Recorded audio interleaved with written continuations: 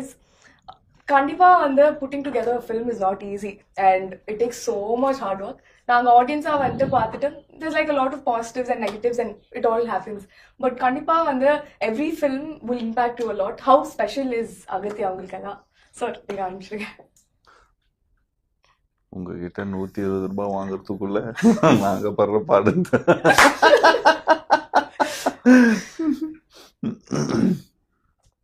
Senior நான் எடுத்த படத்தில் நிறைய செலவு பண்ணி எடுத்திருக்கிற படம் அகத்தியான்னு சொல்லலாம். And period film, first period film எடுத்ததில். And horror and comedy, mother sentiment, so எல்லாமே கலந்த ஒரு படம் தான் அகத்தியா.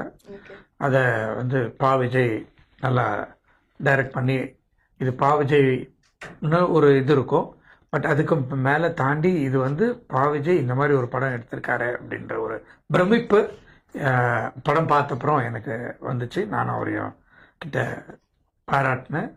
ஸோ நடித்த ஹீரோவாக நடித்த ஜீவாவும் ராஷியும் ரொம்ப ஆப்டாக பண்ணியிருக்காங்க, ரொம்ப நல்லா பண்ணியிருக்காங்க.